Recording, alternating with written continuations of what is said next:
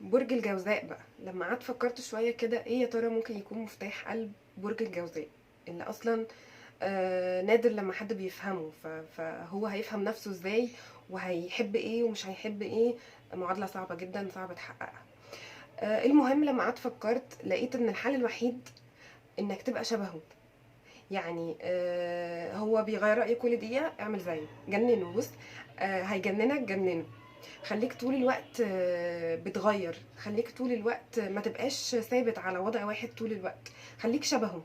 حسسه ان انت كل شوية بشخصية. خليك شوية كئيب، شوية فرحان، شوية مبسوط، شوية عايز تسافر وشوية لأ، شوية بتحب المفاجآت وشوية لأ. زي ما بيجننك جننه، خليك طول الوقت متغير بس بذكاء.